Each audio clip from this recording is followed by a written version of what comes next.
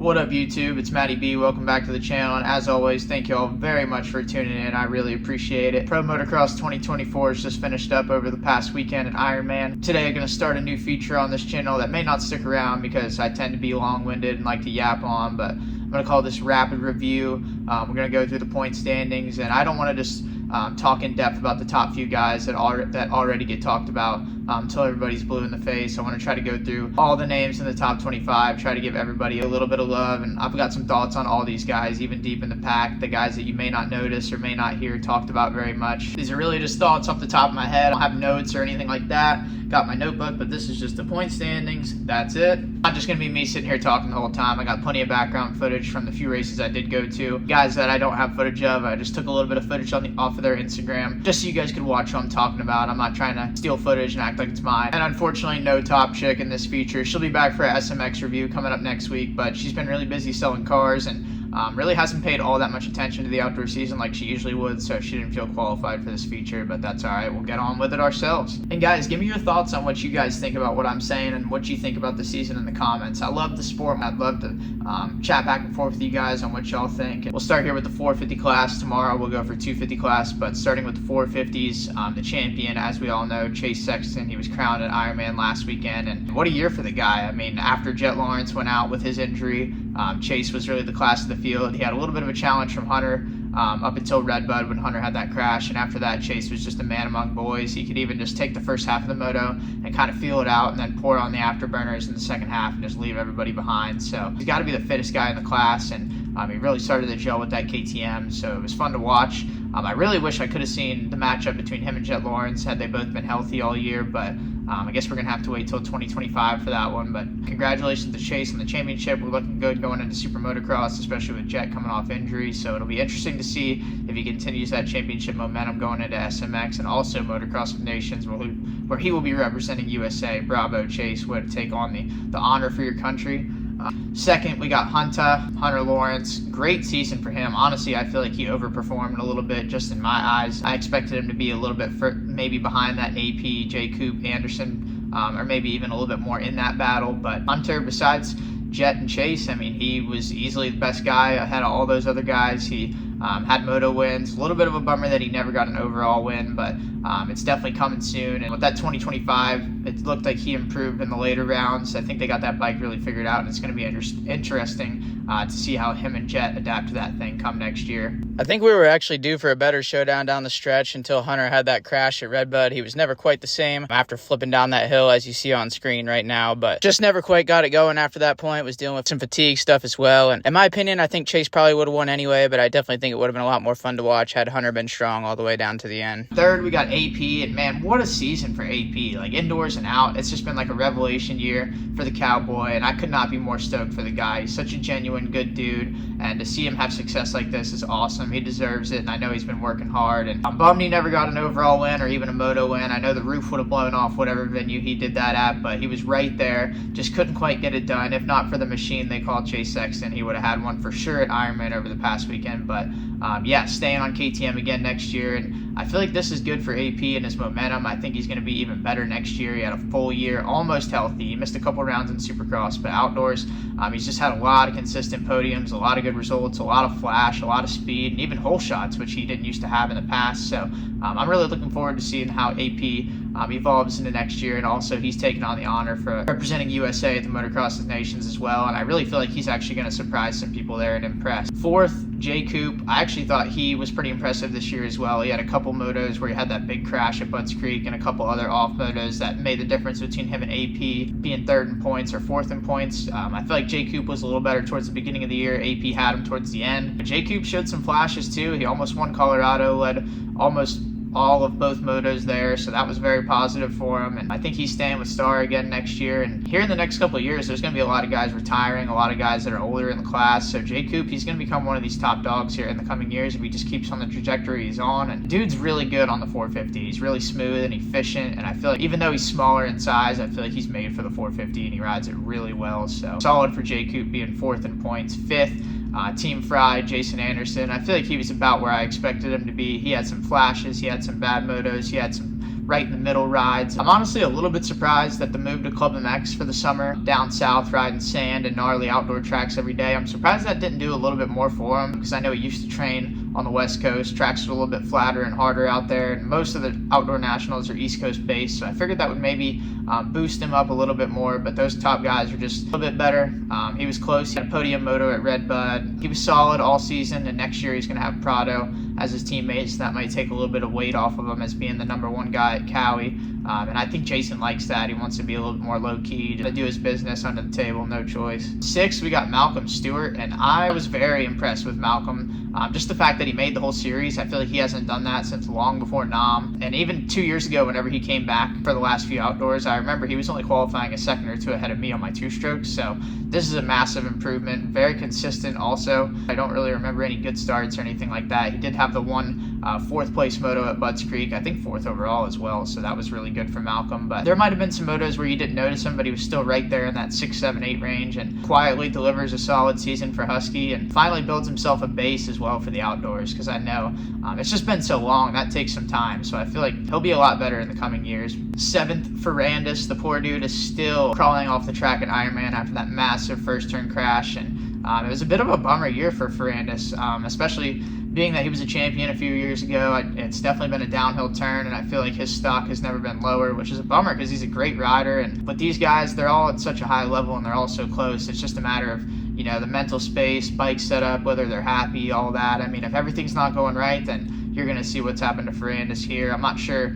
how the situation is going with the team or anything like that, but he just isn't quite where he once was. So 7th in points for Ferrandis, not what he was looking for, and I have no clue what he's doing next year as well. 8th, Christian Craig. The poor dude's riding with like one arm. He has one arm that's normal and one arm that looks like, I'll put a meme on screen right now what Christian Craig kind of looks like, but after a bad elbow injury and surgeries and all that, the dude's definitely riding wounded.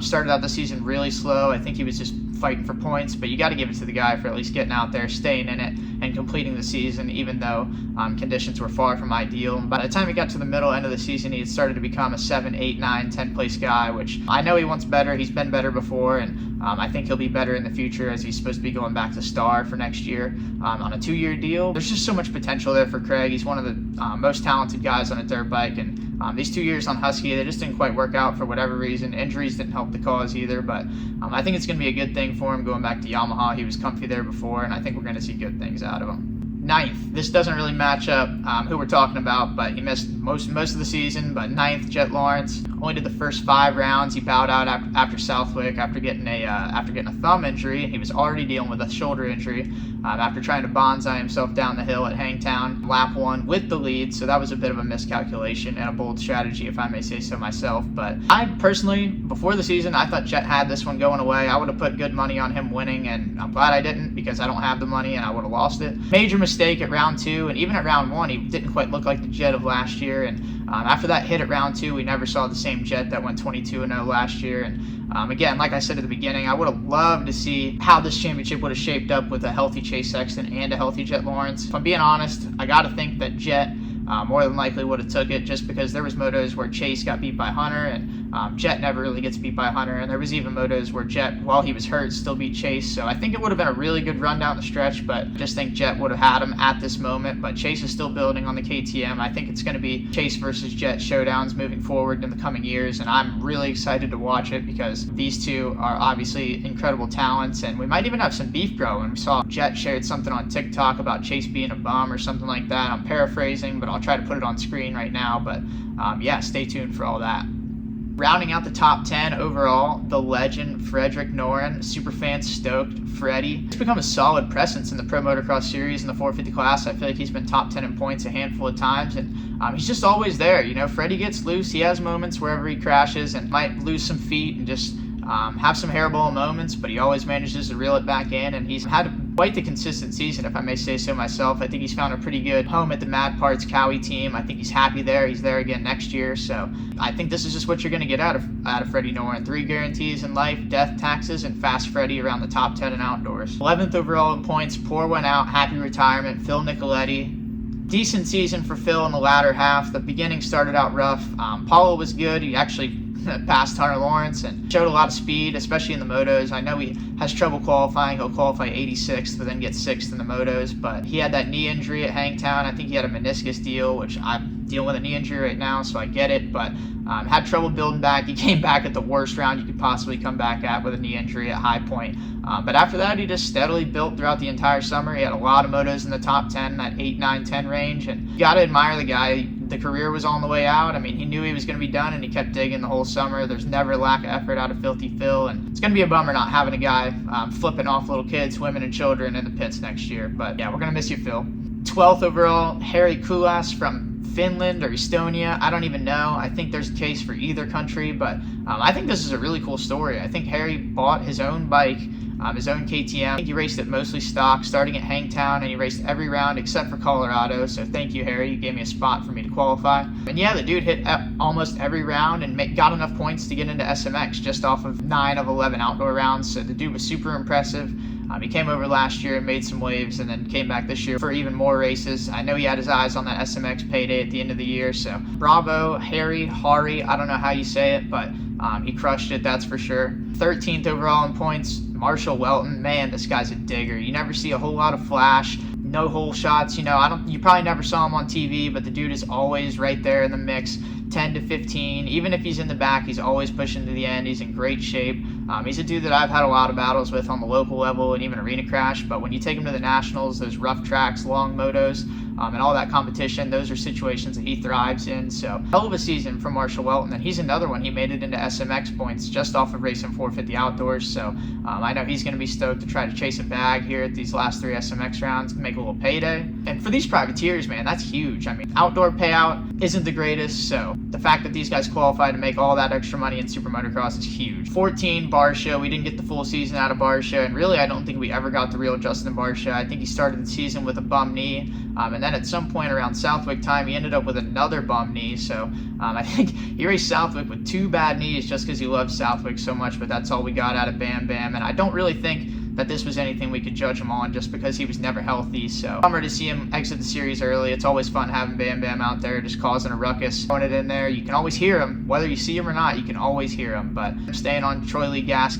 and I believe he'll be back for Super Motocross. 15th, Grant Harlan. This is another dude who his improvement has just been unbelievable to me. I honestly can barely get over it. In 2022, 2 years ago, while I was racing my 2-stroke in the 450 class, I remember watching the Unadilla LCQ where Harlan was in it, and I wasn't even in it on my 2-stroke. 1 year later, he does good enough to get national number 23. Unfortunately, he catapulted himself at Motocross of Nations. I think he's still flipping, but came off a massive injury.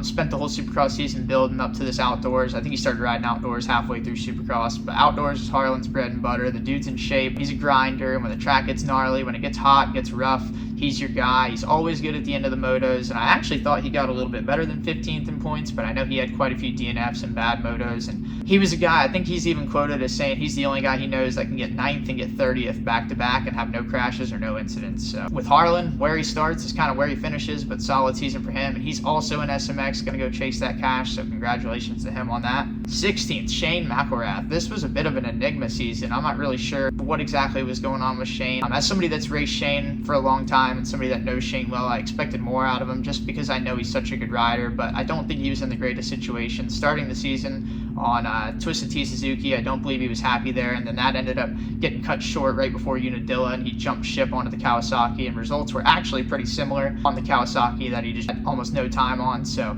just a weird year seeing McElrath get lapped and back in the teens. I'm not sure if he's staying with Mad Parts next year with the Cowies or not, but it's going to be interesting to see where he lands, and hopefully he can turn it around a little bit, because it's been a little bit of a lackluster couple years for Shane. He's bounced around on more teams than anyone can count. The dude's rode every color on the rainbow, and he's a great rider. And if you guys remember, he was battling Chase Sexton for a championship not that long ago. So guys don't lose it, just situations change, and not everything might be right. 17th, Roman Pape. I don't think hardly anybody talks about this guy. He's very underrated. From France, I know nothing about a MXGP background or anything like that. His Instagram says he's a French champion, so we got that. But yeah, this dude, he's another one. He's a grinder. He's always there every week. This is the second year I think he's done all 11 rounds, and the dude's super impressive. If you see even in qualifying sessions, session 1 when the track's a little wet, he'll be like single digits. I know he was at Budds Creek and Ironman, and that was coming off a massive crash and I think a concussion at Washougal. So this dude is low-key, super legit. I feel like nobody's talking about him. You never see him on TV or anything except for when they were talking about TPJ going away. Rest in peace, but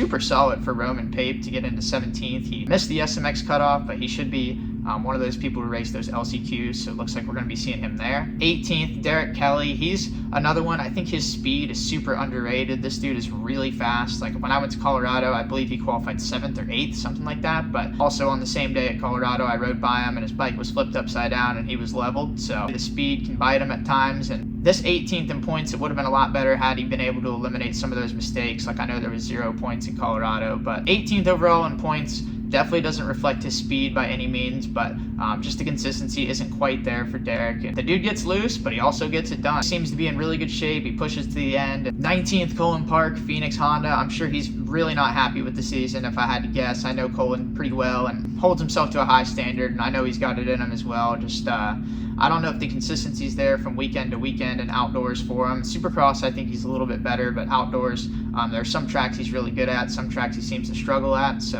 I'm not sure if that has to do with bike setup or what, but Colin was also coming off injury from Supercross. I think his wrist was pretty jacked up, so I'm sure trying to get a wrist back into shape while racing pro motocross can't be an ideal situation, but he was in it. He went to every round. 19th in points, Colin Park. 20th, Chiz gonna chiz, man, and he gets 20th in the Super Motocross playoff standings as well. Kyle Chisholm gets the last spot. He was battling with Dino for it, and he barely got it. Chiz is just there every weekend. Some weekends he wasn't even in the points, still just charging on the old Zook. He made it happen to get into Super Motocross, and apparently Ironman may have been his last national, so farewell Chiz. All the way down to 21st in points. This obviously doesn't reflect the speed or anything like that. 21st, Eli Tomac. We only had 2 races out of him, and I was really impressed with the return. I was wondering how he was coming back so soon. It didn't seem like he had all that much time on the bike before he came back racing. I feel like he only had like 3 or 4 weeks compared to everybody else who took quite a bit more time. But the first moto, the 4th at Budds Creek, was super impressive. And that second moto at Budds was kind of a mystery Eli ride, but then Ironman, both motos were really good also, so super honorable of him to take himself out of Motocross of Nations consideration because he thought AP was a better guy. So Tomac, I salute you for that, and I salute you for wanting to go to Motocross of Nations also. 22nd, Garrett Marchbanks. He only got a couple rounds in. He had that incident at Palo where on press day where he jumped into a pile and got messed up. I think he had to get a bunch of stitches and stuff like that, so came back at Southwick, and I think he only rode maybe 3 rounds for the Club MX team on the 450s before they ended up parting ways. They had a few issues where I don't think they were seeing eye to eye. 23rd, Kyle Webster from Australia. This was a really cool story to see him come out. He raced Southwick and Redbud. So for only 2 rounds, he did really good in points, had really good speed in qualifying, and Redbud especially, he pulled a couple good starts. I think he might have even led a lap. I know he was up front for a long time, and I didn't know much about Kyle Webster up until he came and raced these couple races. I saw him at Motocross of Nations a couple years ago, but that's about it. But came over for the Firepower Honda team, and I was very impressed with Kyle Webster. He's got his living made back home in Australia, doing Australian Nationals back there, but dude was easily in the top 10 and was definitely a legit guy whenever he came over. 24th, Dean Wilson. He only did a few rounds as well. He was after those Super Motocross points while he was also vacationing, racing arena cross in Brazil, doing all kinds of stuff. Unfortunately, he came up just short in Super Motocross. You know, his last national was Ironman. I'm sure he's not going to miss it. Rounding out top 25, Brock Tickle. I thought this was an awesome story. I think he got screwed back in the day.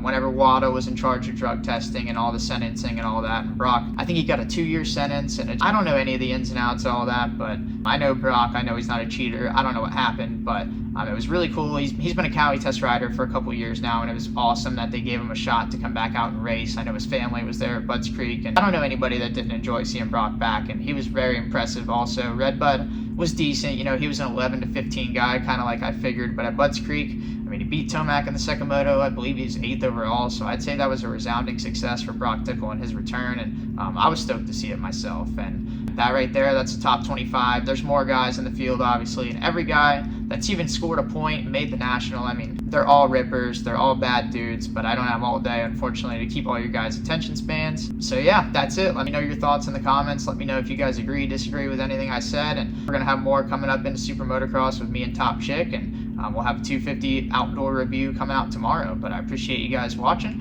Hope this was quick enough for you. We're out.